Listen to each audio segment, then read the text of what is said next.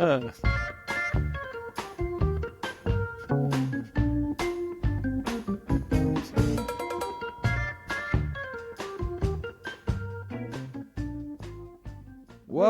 to another edition of Everyone Hates Us, a podcast dedicated to the art of winning and the beautiful sport of baseball and sometimes football. We've got Colin reporting from a state that is technically a part of Canada. How are you doing up there, Colin? Are you cold? What's going on? I'm doing great. This is obviously the largest state, so therefore the most important because bigger is better. We got some food here at the airport. Got something Texas-sized, half order. I want to have a big dinner later. I think the rest of the time while we're in Anchorage, the high for the week is going to be 22 degrees. So it's not too bad. The last time we were up here, especially with my wife, the high was 1 degree. That was a little tough for some people. 22 is a lot more tolerable. That is absolutely disgusting. I am in, I believe, 62-degree weather in California right now. It's quite nice.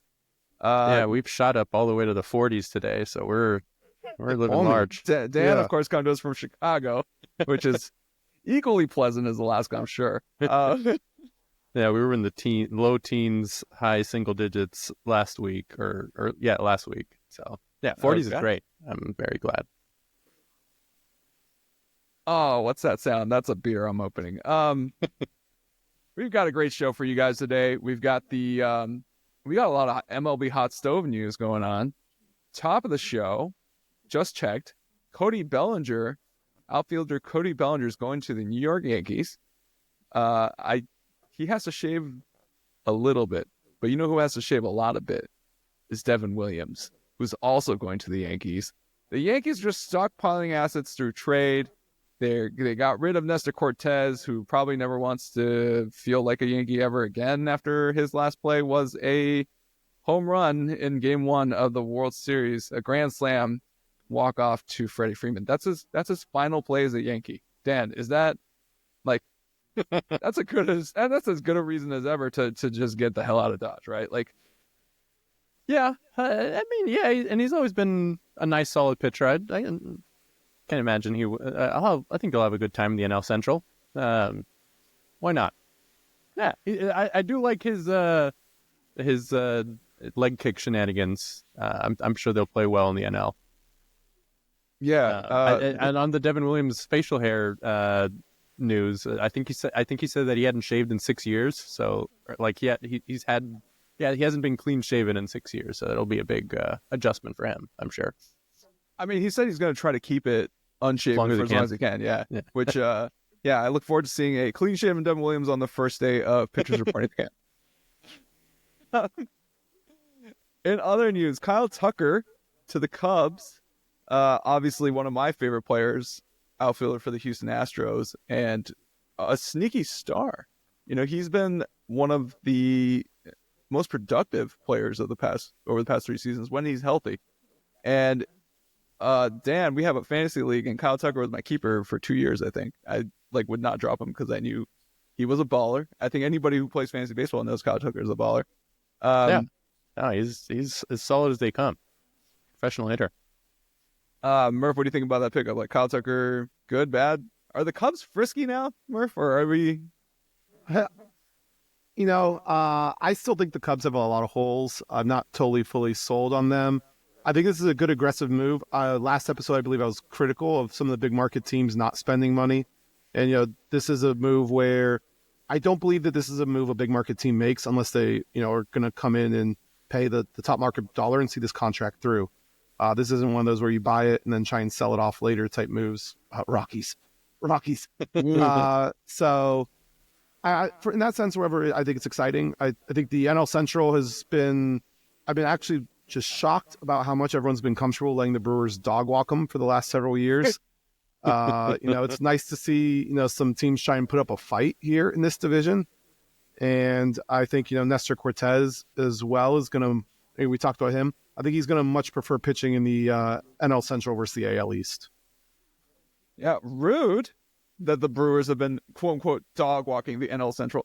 That's about the only thing they've been dog walking aside from getting dog walked in the first round of the playoffs practically every year. The NL Central is kind of, and I said in the group chat, it does seem like an unserious division. Like we're just kind of like, yeah, whatever, Brewers win, right? And it's just like, it's not just the fact that the Brewers do seem to have an unlimited well of talent. It's the fact that like players like Jackson Chourio just start like popping up, and we're just like, oh, of course, of course they have good players. Bryce Terang plays like a 4.7 WAR, like with incredible glove work at second, like might be the best defensive second baseman in baseball. I think he's the Platinum Glove winner. Sorry, Murph. We're not counting the bat. If we count the bat, Ketel Marte's the best second baseman in baseball. I'll say that for you. But, the Brewers just seem to pull talent out of their butt, and it's pretty amazing to see them on the run that they've been on. Another team that used to pull talent out of their butt is now basically having a bit of a fire sale, it seems. So I think it's a eulogy is in order, boys. I'm seeing a lot of ex-Astro names on here, and I think the Astros might be calling it a run. So cue the taps.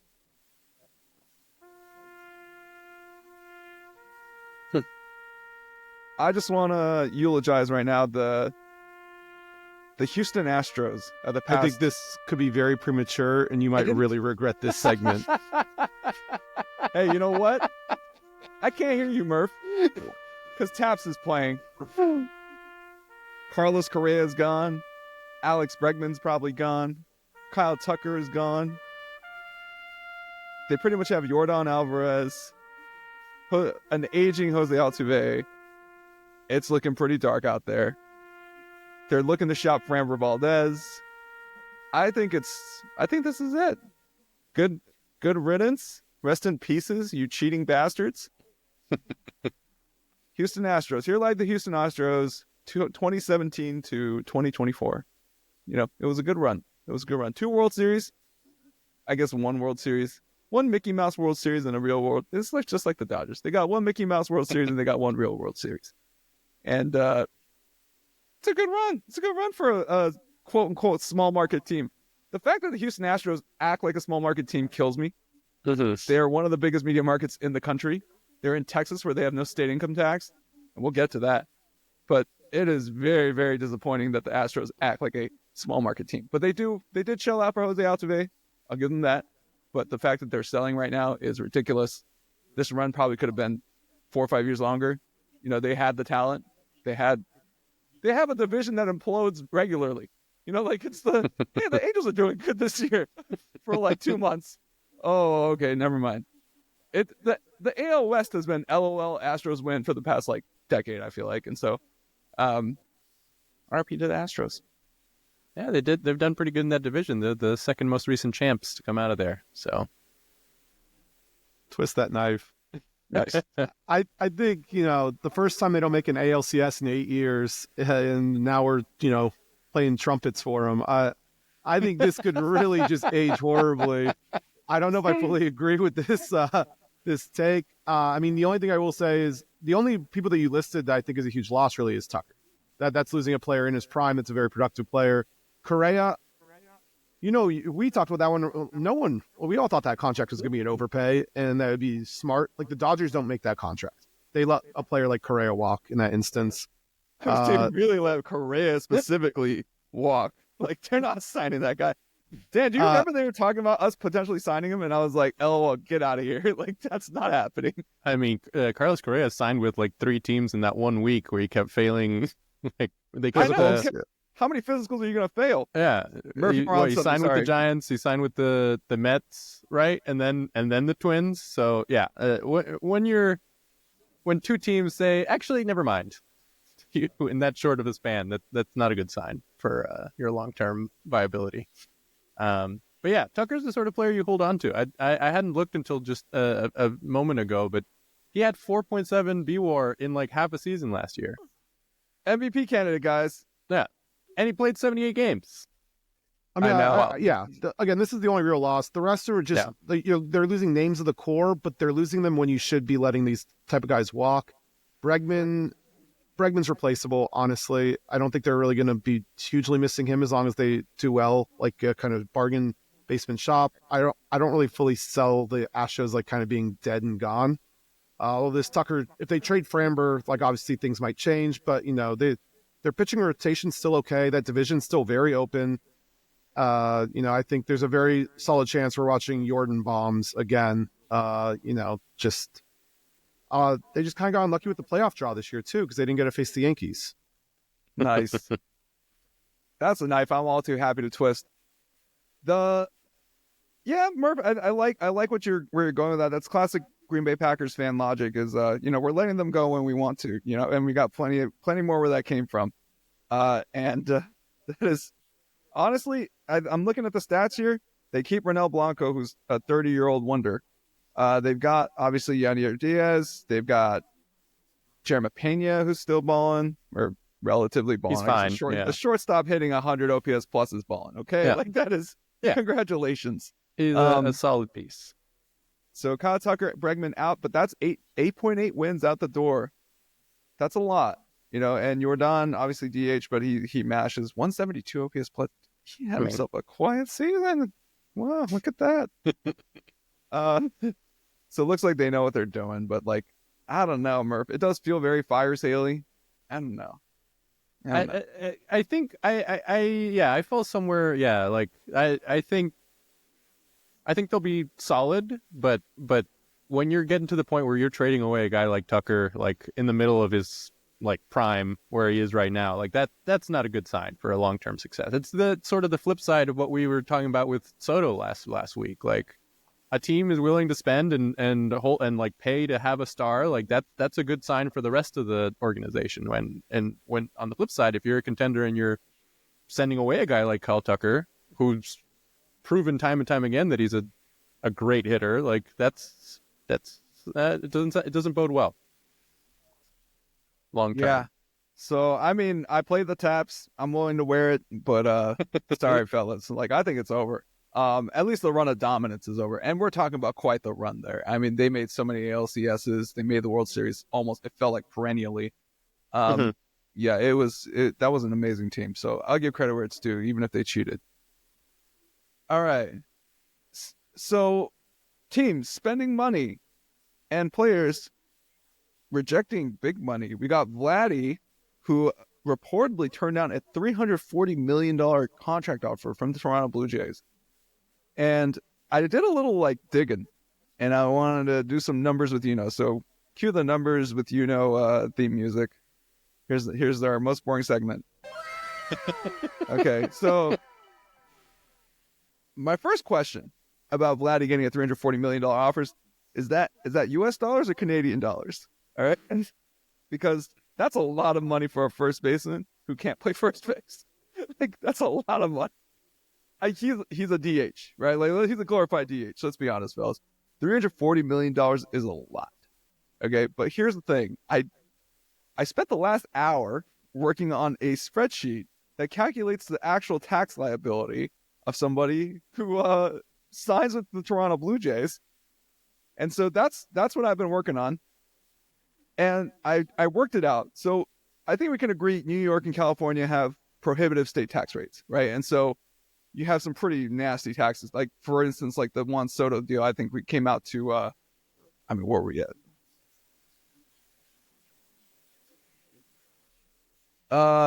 Yeah. $39 million in state taxes, just state taxes. And that's splitting it in half, splitting the contract in half because you play half your games at home. Doing that, $39 million in state taxes. That's a lot of money in state taxes. So Vladdy, oh boy. So Vladdy, if he signed with the Yankees, would be looking at at $340 million. He'd be looking at a total tax bill of about $141 million in taxes. Okay. What he pays in Toronto is $156 million. A $15 million spread between New York and Toronto. We always talk about New York as bad taxes, lots of taxes. Toronto's way worse. So, but we're talking about in the league of 15 million. So let's shave 15 million off 340. All right, guys, is Vladdy a $325 million player? Is he a Bryce Harper type of player? If he leaves next year, does he deserve a Bryce Harper type of deal? No. Wow. I'll expand on that as well. It really is just the fact that there's no positional, flexibility that he gives you. You can draw him at first, but he's horrible. He's really, as you said, a DH. He can't run the bases. He's got one tool. He's been kind of streaky with that tool as well. What was it? Last year he had a 2-WAR season, and all of his hitting was down. This year he put up the best year of his career. But, we're still talking about sub-7 WAR. When we were talking Harper around this time, Harper had what was around 4 season. So the gap between the two is pretty huge. Harper can play the outfield before the Tommy John and first, and he's not horrible at it. So Harper gives you more defensive flexibility. He was better on the base paths. He's a better hitter just across the board. And so if you're comparing, would I rather give money to Bryce Harper or Vladdy Jr.? Not even close. Bryce Harper, I just don't necessarily think he's shown enough consistency for a one-tool guy, and that's what would just scare me. So yeah, I would say no. I wouldn't want to be the team paying him, but if it's Cohen's money, Cohen can do whatever he wants. Oh God, is that what we're thinking here? No. That would be very bad. Vladdy and Soto defending on the same team. It'd be it's something more of a. I mean, the Yankees this year will look like full team of Nick Ahmed's. That spray chart to right is going to look like a fireball. It's just going to be like a supernova went through right field, down the right baseline, all the way to the. That would be insane. Wow, Vladdy and Soto on the same team. Oh, I would love to see that, and then them play the Giants in the playoffs and have to deal with that. Dan, what's your take on this? Is he worth Bryce Harper money? I mean, and then let's consider, fellas, that Bryce Harper signed his deal. I believe it was 6 years ago. It's been a while. Yeah. Right? So 325 back then is not the same as 325 right now. And so, but he would be the richest first baseman by a mile. Okay, it's not even close. I think Paul or Freddie has the top AAV at around 27, 28-ish. That would be insane. 340 for a first baseman? Dan, what's your take here? Yeah, I think if contracts have definitely continued growing in the last 5-6 years, but not this much. If Vladdy at his best, if you know that you're getting good Vladdy seasons every year, because he's had 2 6-WAR seasons, if you're getting that every year, then yeah, absolutely, I'll pay that. Even without the defense, but because he's been so up and down, so inconsistent, it seems like a crazy amount to offer, and it seems a crazy amount to turn down for him at this point, despite the giant dollars that you're seeing going elsewhere.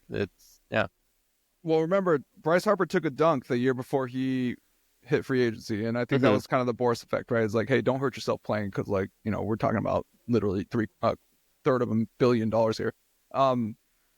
Vladdy, same thing, right? If he puts up another amazing season, because this is his prove it year, does it change? Does it sway you a little bit? What are you kind of thinking? Would he have to put up another 6-WAR season to kind of pique your interest in that way?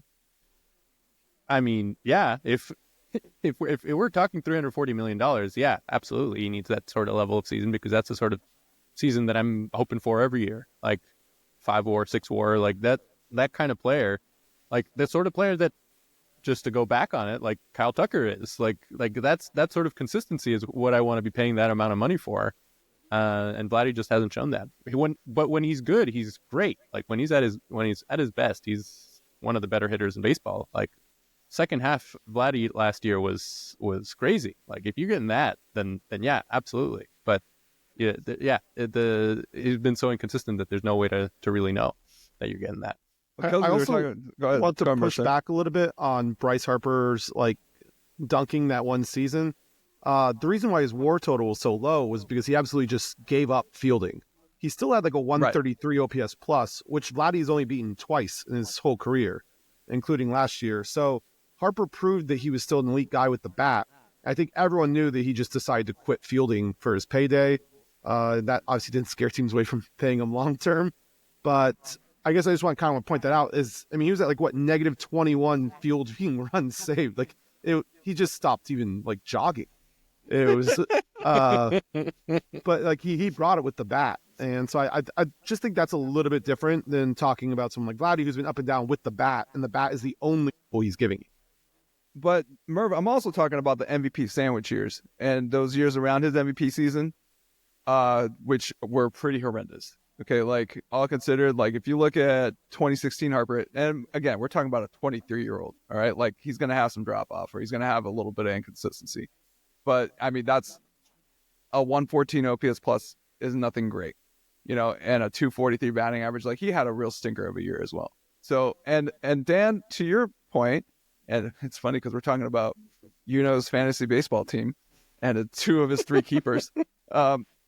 Vladdy had a season, I believe, before the last season, or not this past, but the one before, where he said it's going to be a movie. He was like talking a lot of trash, putting a lot of pressure on himself, and I was like, oh, this is great. Like he's serious. Like he's going to come in and start mashing, and then to use the Chris Taylor phrase, he shit down his leg. All right, and I don't know, you know, like these young guys who kind of put the pressure on themselves, but maybe he's overcome something. Maybe he's kind of like has figured something out, because clearly something was clicking last year. And first half he was doing nothing. Just so we're clear, like first half he was like, I'm not even going to keep this fool this year. I kept saying, and then towards the second half I was like, keeping him. Sorry guys, not going anywhere. And so yeah, it obviously baseball is an up and down sport. You know, that level of consistency that you see out of the Kyle Tuckers, the early career Mike Trouts, this is not normal. This is like the exception, not the rule. So, but yeah, Harper's had his fair share of crappy seasons of like really just people were talking a lot of trash about him seasons. And so it's not just the fielding, it's just pretty bad that year. Like we were talking about it in the office. I remember like, oh my God, he's not even trying. Like, he doesn't care. We would sound like Bryce Harper lowlights, like defensive lowlights to each other. What do we call it? Like a defensive quiet quitting or something? It's just like, dude, I'm just here to bat. Contract. Yeah, Scott Boras told me not to move. But yeah. The position thing, though, does matter, though, because, like, who's going to pay him? The Yankees have Stanton in that DH spot. The Mets just paid Soto.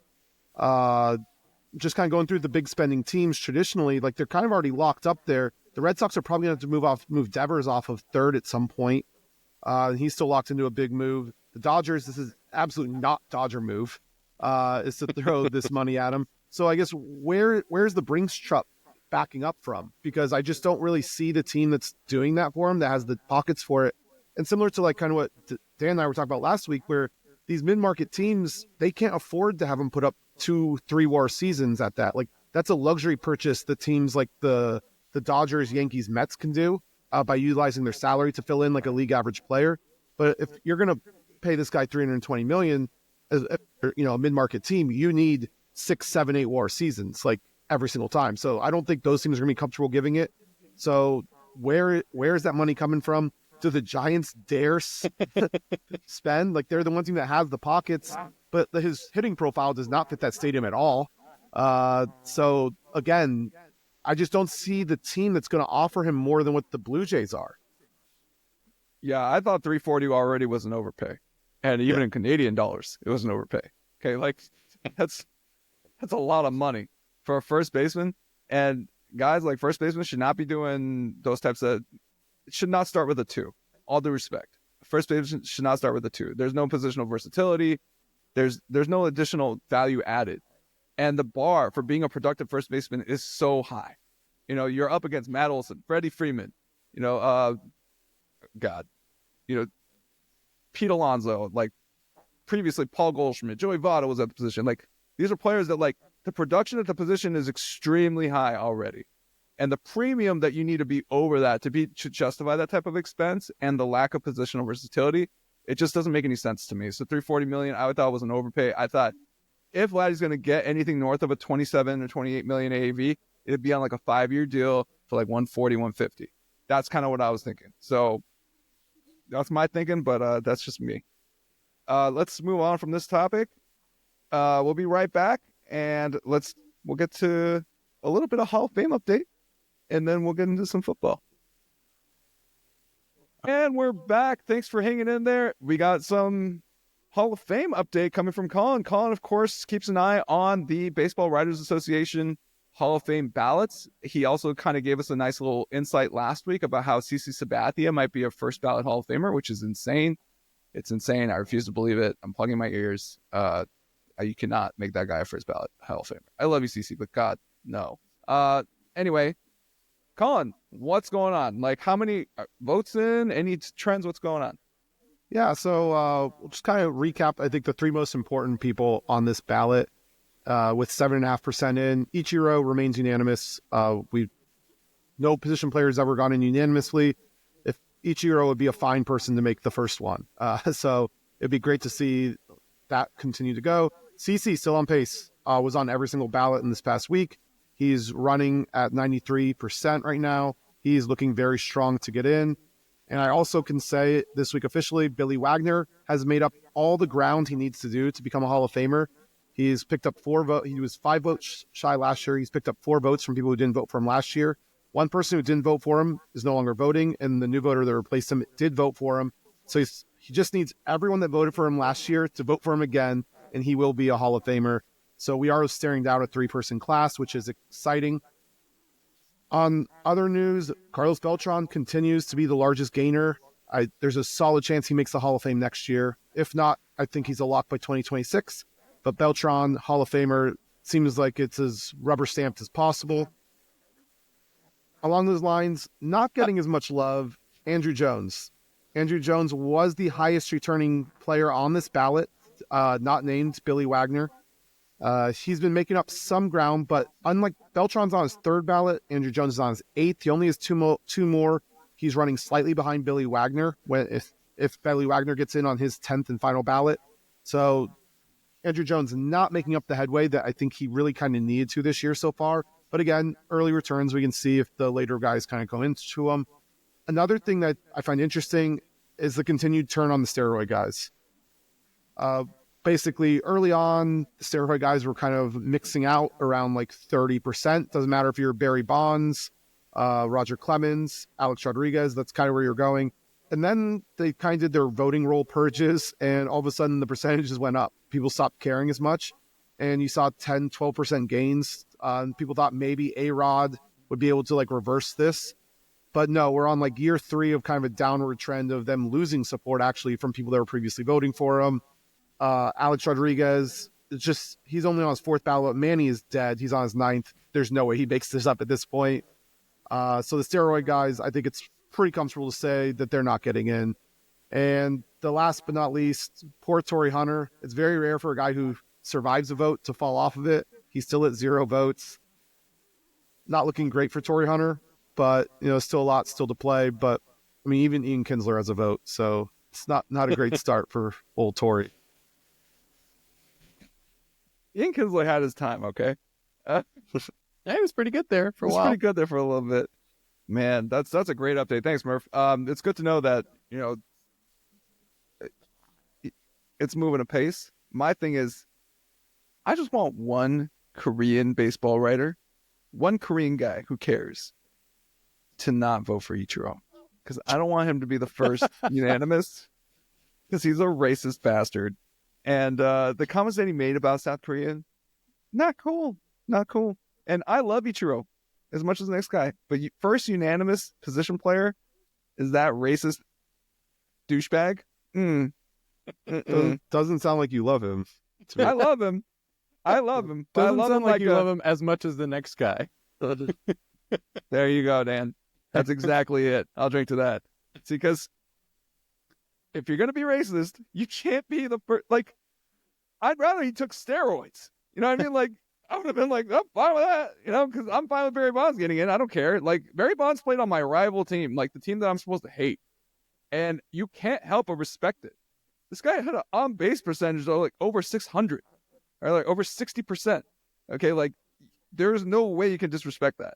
All right, he's one of the best hitters I've ever seen in my life. He is the best hitter I've ever seen in my life. The fact that he's not in is stupid. Because he was great before he did the roids, too. Like, he would have made the Hall without the roids.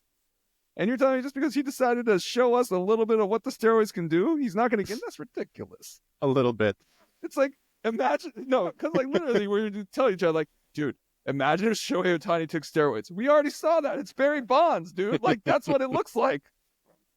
Oh, my gosh. It's like, well, what if Shohei was on the gear? Like, he would look like Barry. All right? Like, that would be a lot of fun. Now we know it exists. Okay? So we can point to it. But I'm against the Ichiro. Sorry, Ichiro. Unfortunately for you, Mina Kimes doesn't have a vote, and I'm not really seeing anyone else that in sports media you might be able to get on this Korean. I don't know whose Patriot arm train. I have to twist, but do not make him the first unanimous position player. Like, oh my gosh, dude, you gotta be kidding me. I mean, Stuff like that he said our country smelled like garlic. That's so disrespectful, bro. I love garlic. I love garlic too, but he was like trying to say like we're all like stinky and like we're big and lumbering and lack whatever. I was Chan just like, said my apartment smelled like garlic. Is he being racist? That's a huge compliment from a Korean. All right, and second, So how do you know he wasn't complimenting the Korean he said team? some other stuff that was just really untoward. Like he was saying some stuff about like our body types and all that stuff, and I was just like, bro, you don't got to say all that.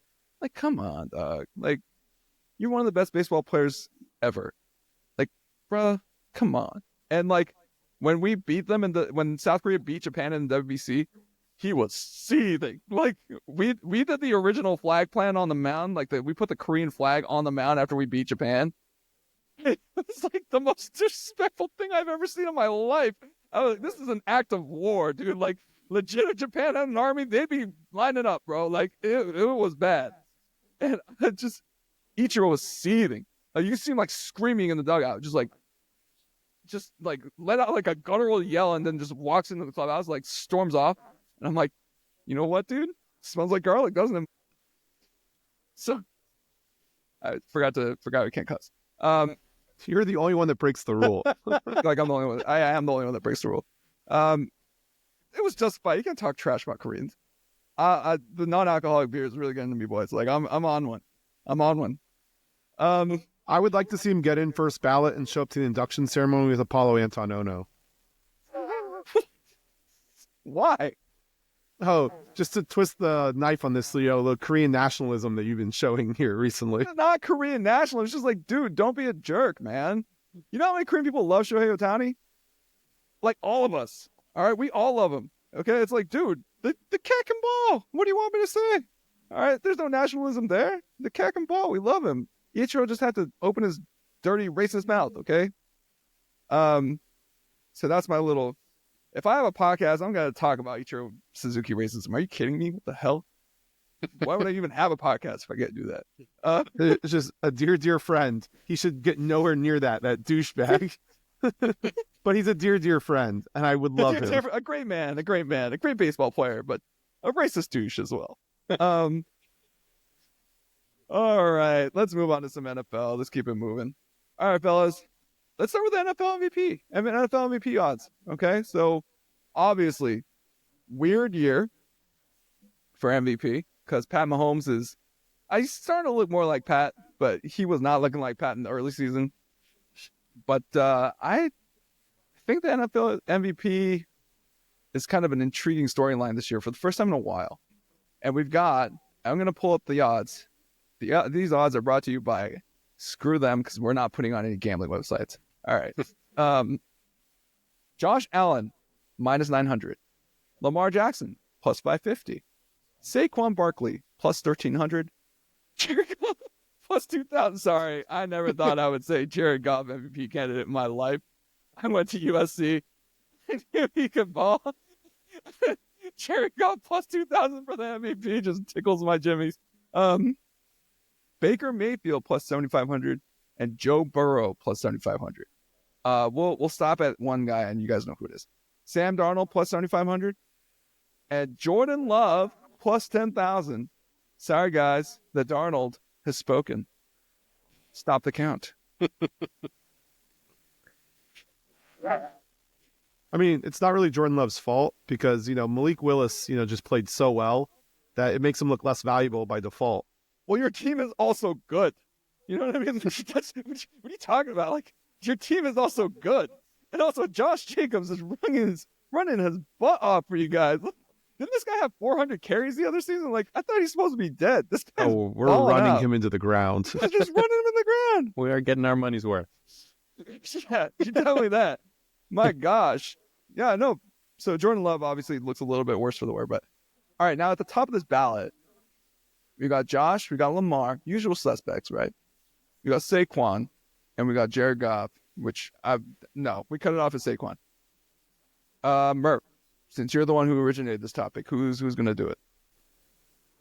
I think they're going to give it to Josh Allen this year. I do think the odds are way more in his favor than I think it should be based off of how close the race and from my gut feels. I feel like Lamar is stride for stride with him, really.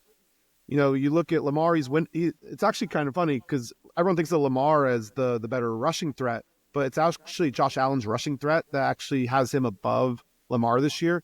Because if you do any adjusted net yards per attempt, which is a pure passing stat, Lamar Jackson is leading the league and leading the league by a good margin. And that number normally correlates pretty highly with MVP, but another one that has recently is EPA per play, which takes into account, a quarterback's ability to rush. And Josh Allen actually leads that by a healthy margin.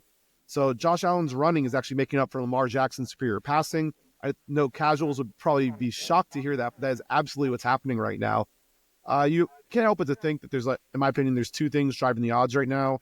One is team record.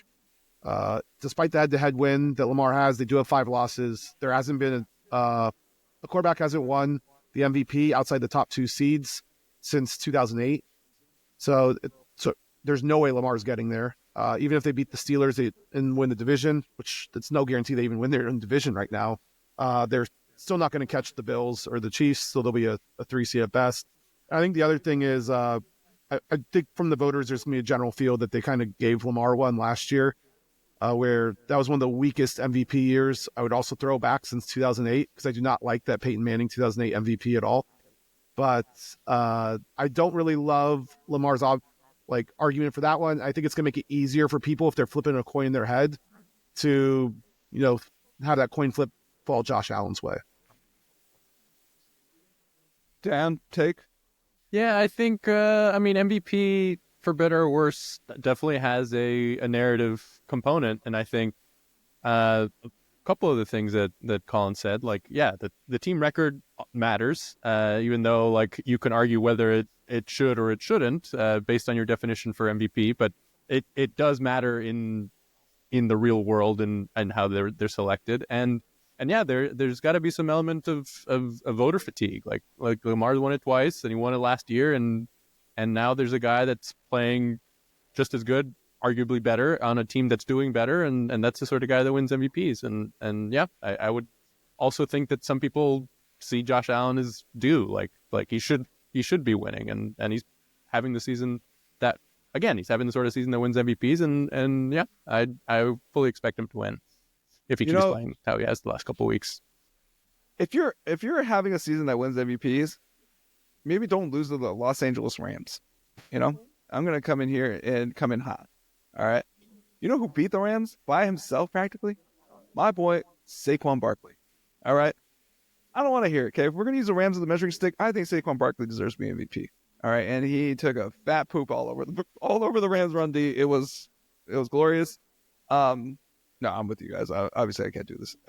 I'm not even drunk enough for that. So -500 for Josh actually sounds about right. He's got a snoozer last 3 games. They got the Pats twice and the Jets. This thing's also, so shame on the NFL schedulers for putting 2 division games, playing the same opponent twice in 3 games. That's ridiculous. Spread that out. Yeah, that's a bit silly. I've had problems with the again, here in Chicago, the Bears are on TV all the time.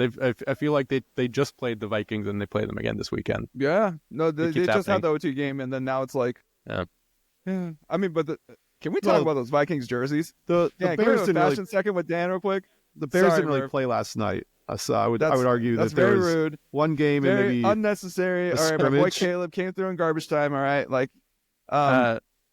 yes. Fashion second. What do you think about those white jerseys, Dan? I like the white jerseys in a vacuum. I think they suffer because they're not as good as the Packers white jerseys, which we also wore this weekend in the same division. And ours look better with the a little splash of color versus the whiteout. I think the whiteout doesn't look as good. It's a homer take, Dan. You guys Sorry. wear white jerseys all the time.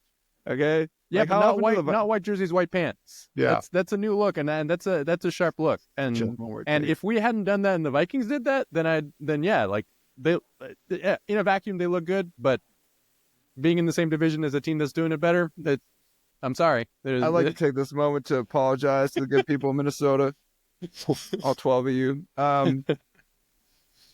Yeah, that's brutal. Okay, that was a nice little fashion minute. All right. Well, speaking of scheduling and all this stuff, okay. So, feel like the NFL playoffs, the teams seem somewhat set. Okay, but I'm going to pull up the NFL.com playoff pictures, like my favorite page this time of year. All right, so I'm going to go over the seeds real quick. In the AFC, the 1 seed, the Chiefs at 13-1. The 2 seed, the Bills, 11-3. The 3 seed, Steelers, 10-4. Frauds. Lions. In the NFC, it's the Lions, 12-2, 1 seed. The 2 seed are the Eagles at 12-2. And then the 3 seed is the Bucks at 8-6 because NFC South, LOL. Baker Mayfield, baby. My God. What the heck? I mean, and then the Packers are a 6 seed at 10-4. Like, this is all mumbo jumbo. Like, oh lordy. Okay. So, in the hunt. The Packers are theoretically in the hunt. I don't really get it, but all right, guys. It necessitates ties and a bunch of like losing out and winning out. I think it's functionally we've clinched. Yeah, we're gonna be in, barring a series of crazy events. Yeah. When it starts with the Rams and like what's it called? Seahawks need to tie. I think we can just start throwing out the reasonableness, and it's like that. And I mean, all right. So let's take these in the hunt teams and let's just say buy or sell real quick. All right, we got the Ravens at 9-5, second in the AFC North. Buy or sell? Just give me a quick 1 sentence. I buy them. I actually think they're going to take the division and take the 3 seed. Spicy. They play the Steelers this weekend. They take it. I think they're in the driver's seat for the 3, and I think they hold on to it. I buy them, but I don't think they'll win the division. I think the Steelers will close it out. But I like them as a playoff team. I mean, yeah. Okay. Broncos, 9-5, second in the AFC West. Buy or sell? I don't buy the team, but I buy them making the playoffs. They have too big of a lead. I don't like this. The Dolphins, I think, are probably their biggest competitors, and they're playing, a Niners team that seems to want to put all their rage on Devondre Campbell out on whoever they're playing next, and that could be a pretty rough game for them. All right. And finally, the Chargers, 8-6. They're in the AFC West. Their current chances playoff probability, NFL.com has it 87%. Chargers buy or sell? I think some Jim Harbaugh BS gets them in the playoffs. I think, yeah, I could easily see that happening. I hate that guy so much. Murph, Chargers. It's an unremarkable team, but it's the sort of team that just, yeah, like we'll get regular season wins, but I don't see them doing anything in the playoffs. My thing is, that's a defensive team, and they gave up like freaking 30 points to the Ravens, 40 points to the Bucks. Like, they're supposed to be good.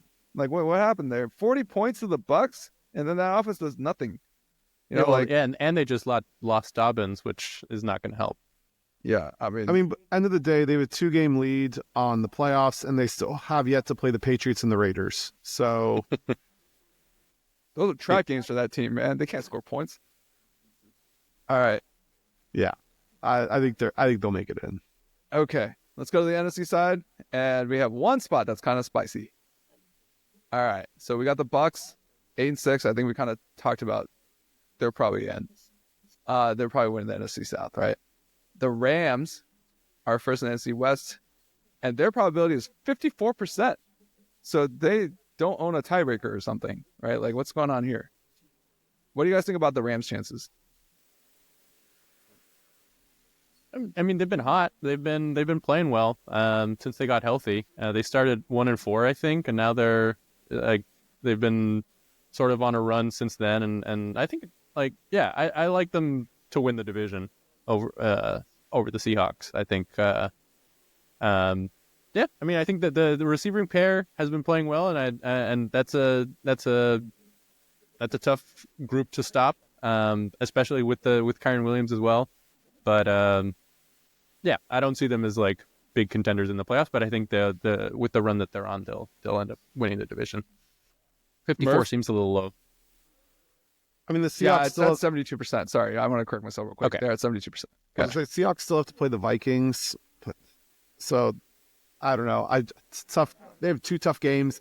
The game in LA versus the Rams obviously is paramount, but yeah, I think you really got like the Rams odds. It looks like they're playing really well right now. Geno's status for this week still up in the air, as far as I know. Playing a Vikings team, you do not want to have, who is it, Sam Howell come in versus a Brian Flores defense. That yeah, Sam Howell. Yeah. Led the NFL in interceptions last year, came in the other day and promptly threw an interception again. That's my Korean brother, guys. He's 1/4 Korean, so I don't want to hear it. I think one of the more interesting ones still is, and I don't believe that they'll actually do it, but the Falcons' schedule is baby soft outside of one game against the Commanders. The Commanders still have to play the Eagles. That game very likely could decide the last wild card spot. But, I mean, Kirk Cousins looks so beyond wash on Monday night. He's having a miserable month and a half. I think he's 11 picks, 1 touchdown in his last 5 games. It's tough to see the Falcons turning it around, but they play the Panthers. Like their schedule's really easy. If they can, the Commanders are probably losing the Eagles. Like that game could just decide the last wild card spot. And so, any given Sunday, I mean, they blocked 2 punts and still barely beat Desmond Ridder, but weird things can happen.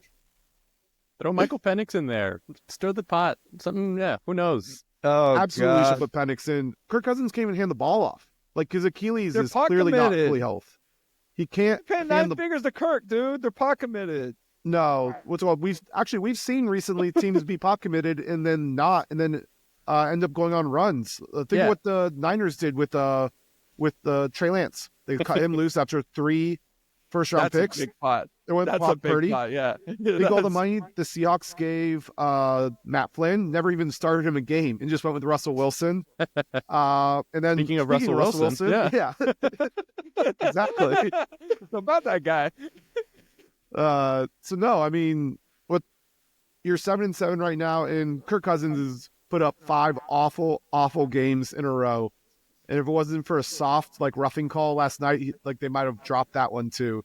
It's not just that they've been on a losing streak; they're on a losing streak specifically because of Kirk Cousins. This is when you make a change to shake up your team. I've heard people say you don't shake it up when you're in the playoff hunt. No, when your quarterback is the reason that you're in this hunt. You should be comfortably in after how they started this year. They were 7-3 at one point, or 6-3 before dropping 4 in a row. This is when you make a move like that, is when a player is playing this poorly. But if you bench Cousins now, you lose him forever. That's it. I don't think that's much of a loss. Okay, I know that's mean. That's really mean, Colin.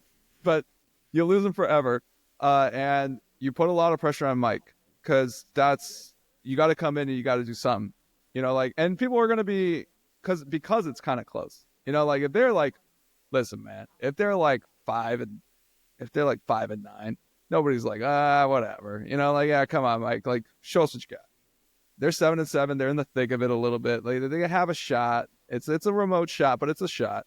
It is kind of in that more. The decision becomes a little bit more shaky, I think. I actually think it's the more cowardly thing is to just kind of keep doing what you're doing. I think from Penix's point of view, if you're a player on the team, you're watching a guy here who clearly can't get it done.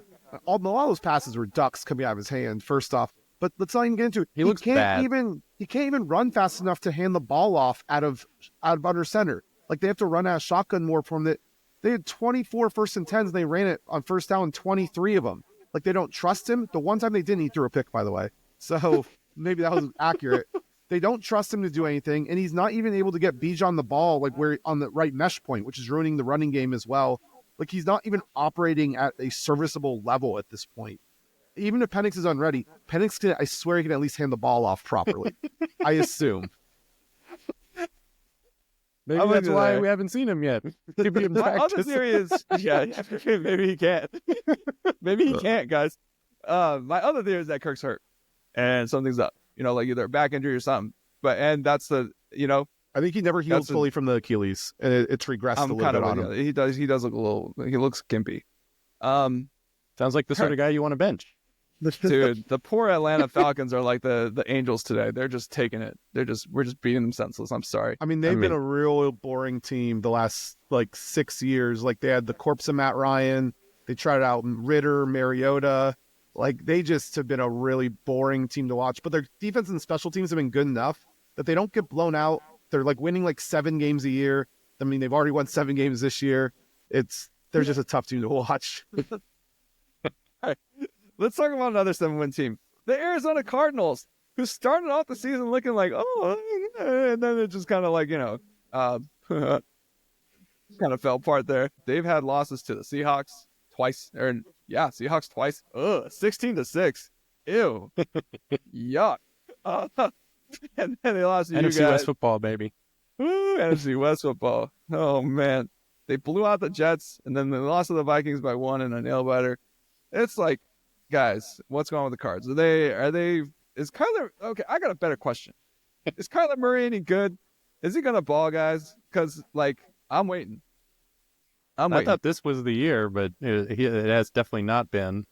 You've been fine, but not what you would want out of a guy that you've invested that kind of draft capital and money in. He's fine, but yeah, he has not looked like the star that we expected.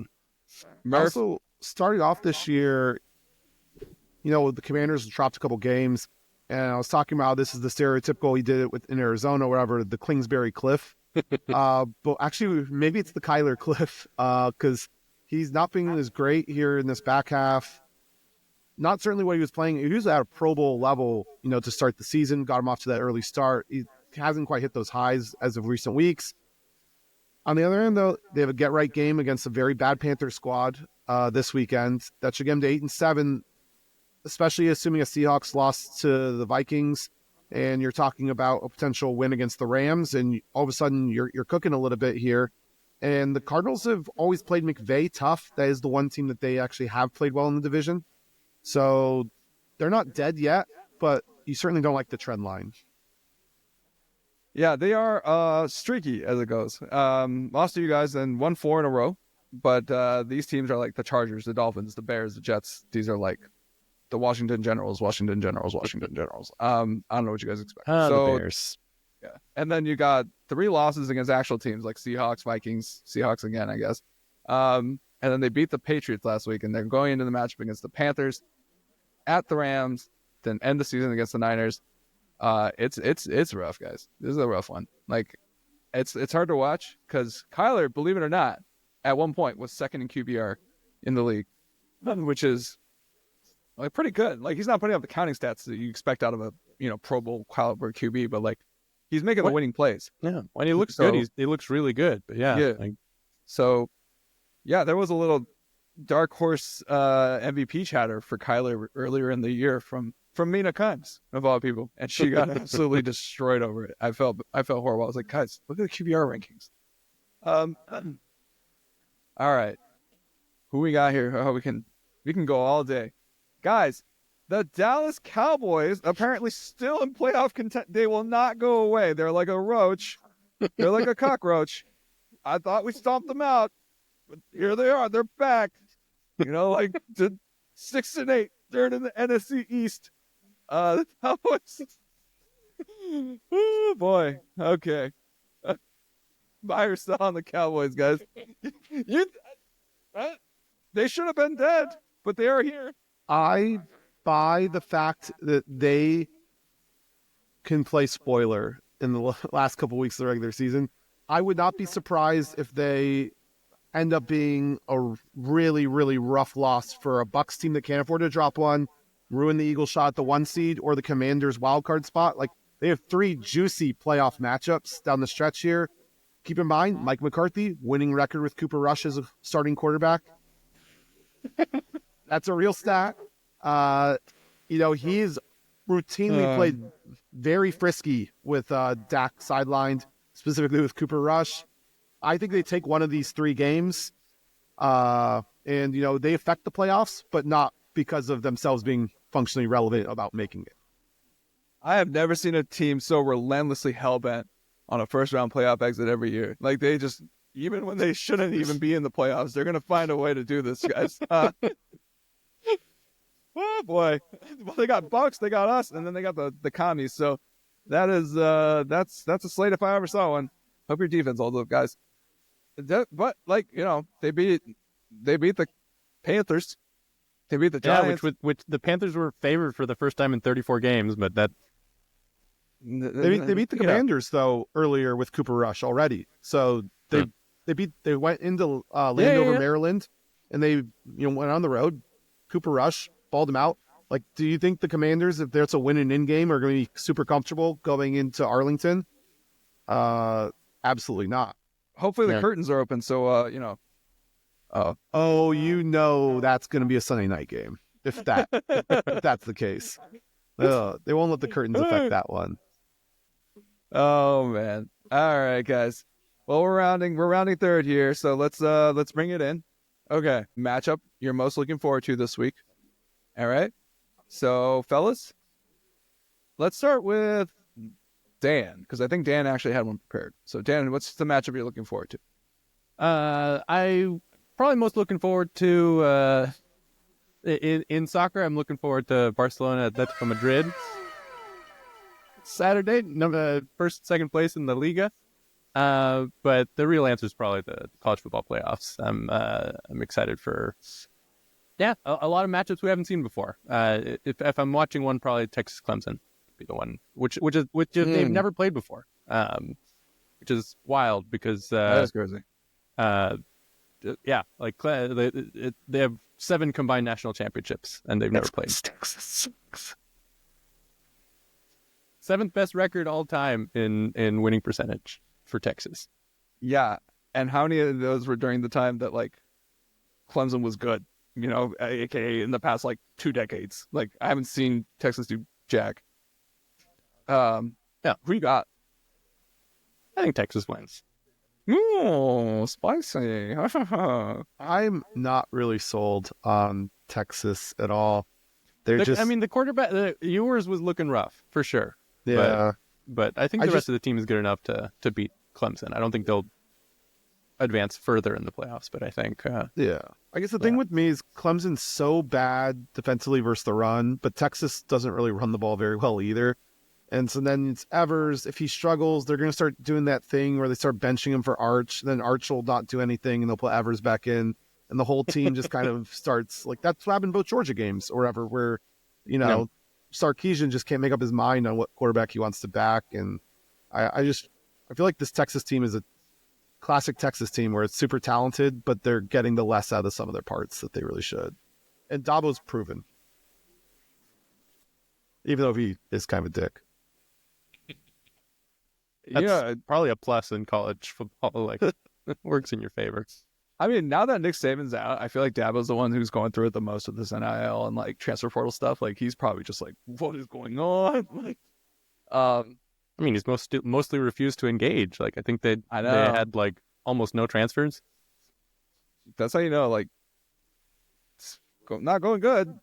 But shout out to Clemson. They're still in it. Mm-hmm. But I don't know. That might be one of the taps is the Clemson run of dominance being over. But Murph, matchup you're looking forward to this week. Heading into this, and it's still on Sunday. Steelers-Ravens is going to be the game that probably catches my most eye because that's going to decide the AFC North. But similar, I think the college football playoff has a bigger affect the landscape here of the sports landscape. I would probably say of those games, Ohio State, Tennessee is the one, just because man, the calls for Ryan Day to get fired if he loses at Tennessee are going to be pretty loud. That fan base already is pretty entitled and pretty much hates him. To go out in the first round to a Tennessee squad, they're good, but this is a team that Ohio State should beat. And this is a team that fan base expects to beat, especially because it's going to be at the Horseshoe. I think this is one of those things where you could see a potential whole changing of the guard with Ohio State. I mean, there's not a lot of love for Will Howard. The Syracuse, coaches, quarterback, everyone's been trolling them for forcing, him out or ever replacing him with Will Howard. That decision's gotten a lot more scrutiny with, after the Michigan game. So I think there's a lot on the line for Ohio State here. I think if they lose to Oregon in the quarters, I think a lot of heat's let off. Like, people are still going to be mad at Day, but losing to Tennessee will start taking this to maybe a light boil. That seat might be simmering a little bit. You know what ignited the seat for him was the flag planting. I don't even think it was the losing. I think it was the flag planting. They're just like, what? Oh, he just like stood there and did nothing.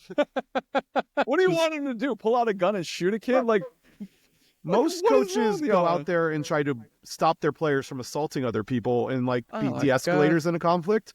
Not literally do the same amount that I did with 2 beers in my hand on the couch. We're both equally as effective in stopping that brawl. Whatever, dude. Just let the players have their time. I mean, dude, at least at the very least, prove to your players you got their back. Go in there, get in front of the mace that the cops are spraying. Show that you will protect them. Yeah, that's the Colin Murphy School of Coaching right there. Get maced, get tased. I will also say Tennessee, Ohio State, also a very rare matchup. It's only happened once before in their history. It's also two pretty big programs. I really like this about the college football playoff. We're getting some cool, fresh matchups. Is it fair to call this the Eddie George Bowl? He won the Heisman with Ohio State. Has best years of the Tennessee Titans. Is it fair to call this the Eddie George Bowl? He didn't play for the Vols, though, right? So no, he didn't. Yeah. Can't really give him that. Yeah, but both fan bases presumably like him. Yeah. I see the argument. Why not? Who knows when they'll play next? Yeah, it's only happened twice, so that's where we're at. What's my matchup to watch? Guys, I gotta be honest with you. There's not really a matchup. There is a feud I want to watch, and it's something that you guys probably don't care about. But since you guys don't want to talk about soccer, I'll talk about my fake sport. WWE, Seth Rollins versus CM Punk is finally happening. This is a feud that's been simmering over for a couple of years now. And CM Punk has returned to WWE and has been here for a year now, a little bit more than a year. And it's these two guys are kind of like, there might be actual beef. Like when Punk left, so they're both guys from the Midwest. Seth Rollins has been the kind of torchbearer for the WWE for like so many years now. And he's that guy. The WWE has like part-timers like The Rock and Roman Reigns. Like these guys who end up being actors and go to Hollywood. Seth Rollins is that guy who's there every day. He's the one who's just like, putting in work, going to all the shows, like, has been basically kind of a quasi-face of the company. And CM Punk is like famously the guy who left the company, was trashing like all of its practices and was just like openly just bashing the WWE while Seth Rollins was there. And Punk came back and there was like speculation that there might be real heat between these guys, but I think it's all gone. Like once you guys get in the same locker room, it's kind of like, all right, it's cool. But I still want to see this feud. So that's my matchup to watch. Like, because guys, it's Lakers versus Sacramento Kings. Like, USC's not in it. Baseball's over. My football team plays the commies. Like, who cares? Like, you want me to care about Eagles commies? Like, sorry. I mean, like, I'm not even turning that on. I'm not turning that on. You kidding me? Like, who cares? Like, whatever. Win or lose, we booze. Okay, like, what? Who cares? All right, time for gratitude and rants. All right, I try to keep the wrestling short just for you guys. Gratitude and rants. Murph, kick us off. Gratitude and rants. Yeah, I think my rant would probably... Oh, no, start with the gratitude. Start with the gratitude. I'm really excited about what's been going on over in Manchester City. They have one win in I think their last 11 matches now. They are, I believe, in 6th place in the table. They're fighting for their lives in the Champions League.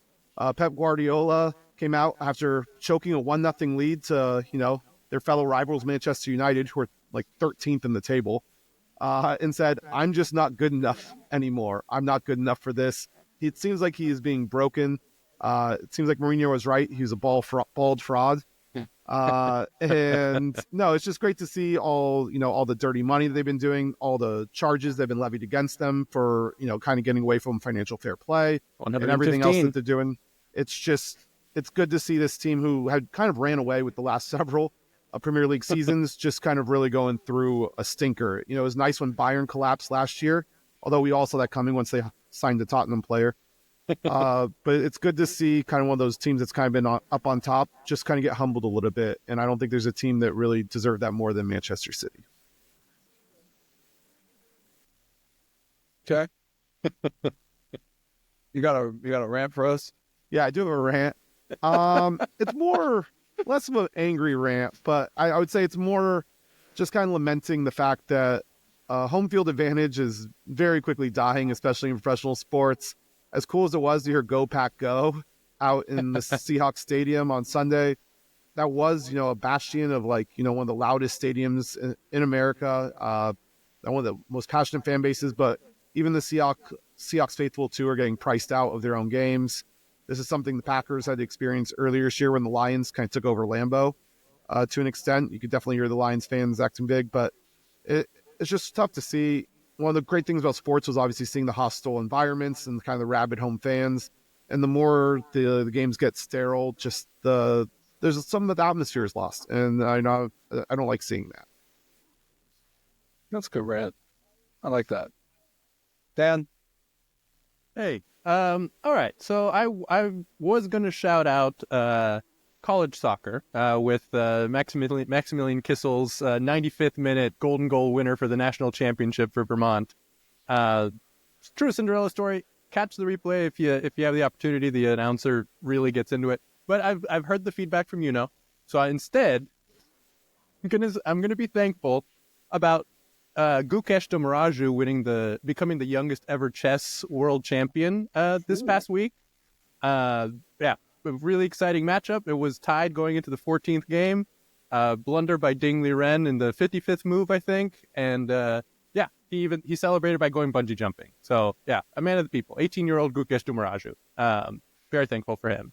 And they've confirmed that he's going to play Magnus Carlsen in May in the Norway chess tournament. So I'm looking forward to that. My rant, going back to soccer, it's this week.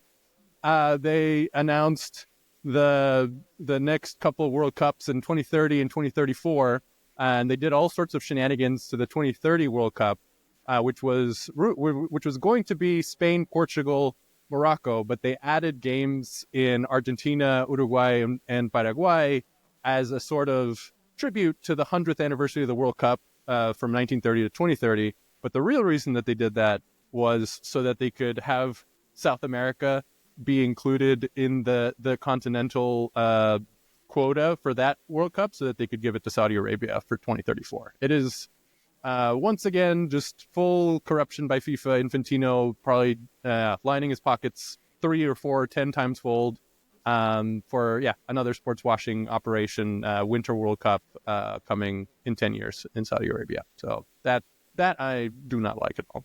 Yeah, I mean that's just so offensive on so many levels. Like Uruguay and Argentina should have hosted outright just for the 100th anniversary, or even that alone. You subvert that and then just kind of cut them out of the whole deal anyway, just so you can skip a rotation to go back to the Middle East quicker than they really ever should have. Utterly ridiculous. Yeah, they get one game each, Uruguay and Argentina. That's the 100th anniversary celebration. The U.S. was nicer to Canada. Yeah.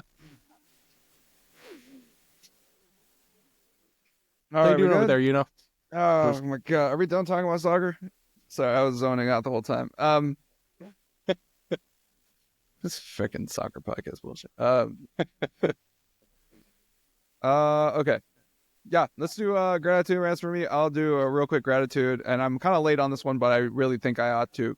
Uncle Steve, I just want to thank you. $765 million over 15 years. and it cost you close to $750 million. The reaction from the Yankees fans, priceless. Oh my gosh, the Bronx is in shambles. They're freaking out. I've never seen anything this good. I mean, they are just nagging the crap out of a guy who literally carried them kicking and screaming into the World Series. Like, the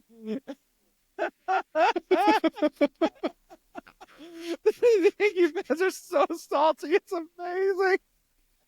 Also, shout out to the Aaron Judge ball that just got sold in action. Shout out to the Dodgers for getting a hold of that ball, authenticating it, and then selling it on their website for $40,000. Oh my God! I'm grateful for all this. I hate the Yankees. I hate their fans. I love this. It's the best offseason ever, dude. Like, they lost their best player. They lost their second best player. Oh my gosh! To the team across the bridge. Oh, I've never seen so many 27 rings comments. Like, they're just like, ah. It's the best. Thank you, Uncle Steve. I appreciate you, man. It costs $765 million, but this Dodger fan gets limitless joy from it. Like, oh my gosh. And we don't even care. We're going to blow you guys out in the playoffs anyway. It doesn't matter. Like, I just love that the Yankees are just melting down over this. My rant is actually baseball related. Rafa Nieves, agent for A1 Teoscar Hernandez of Republic Sports. Rafa, you're saying that you're not going to take deferred money on Teoscar's contract, and I got a newsflash for you. Everybody on our team takes deferred money, okay? So you want to come in here talking that mess about, oh, we're not deferring any money. Well, you deferred money last year, all right?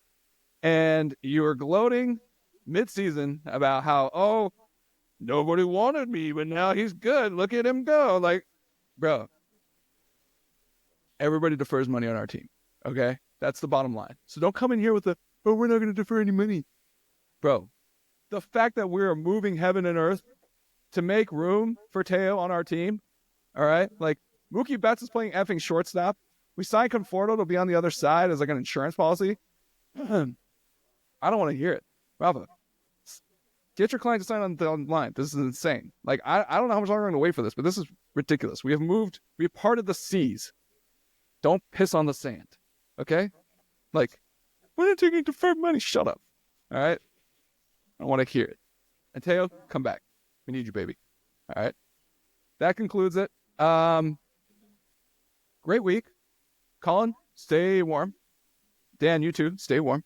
I'm plenty warm off this non-alcoholic brew.